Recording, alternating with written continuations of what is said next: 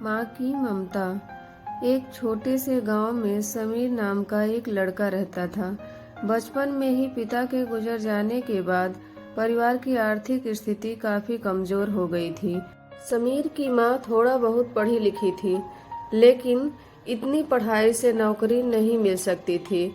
इसलिए सिलाई बुनाई करके किसी तरह अपने बच्चे को पढ़ा लिखा रही थी। समीर स्वभाव का शर्मीला था और अक्सर चुपचाप बैठा रहता था। एक दिन जब वह स्कूल से लौटा तो उसके हाथ में लिफाफा था।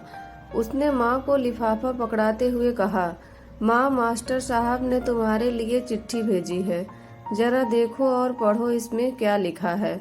माँ ने मन में चिट्ठी पढ़ी और मुस्कुरा कर बोली, बेटा, इसमें उन्होंने तुम्हारे बारे में लिखा है कि आपका बेटा बहुत ही होशियार है और इसका दिमाग बहुत तेज है और हमारे पास इसे पढ़ाने लायक कोई शिक्षक नहीं है, इसलिए इसे किसी और स्कूल में पढ़ाएं।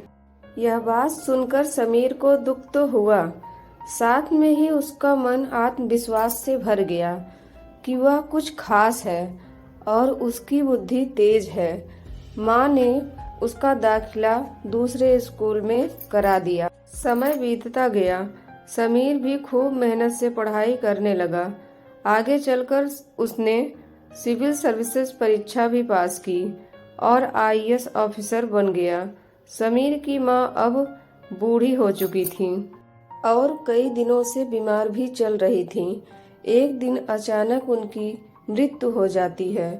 समीर को जब यह बात पता चली तो वह फूट फूट कर रो पड़ा। उसे समझ नहीं आ रहा था कि अब वह अपने माँ के बिना कैसे जिएगा।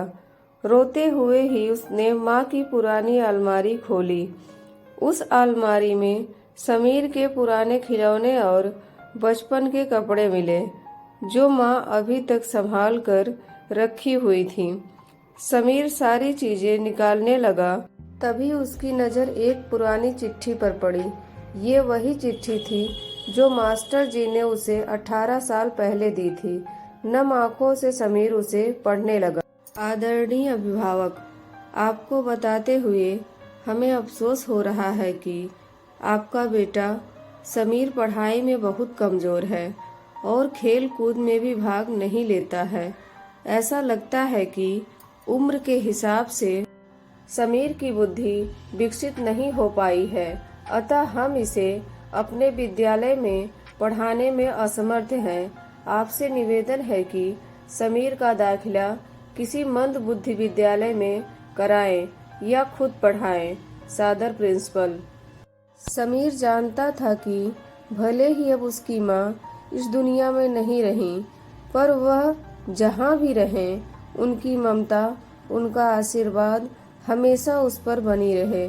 तो दोस्तों, इसलिए कहा गया है कि दुनिया में माँ के बराबर कोई महान नहीं।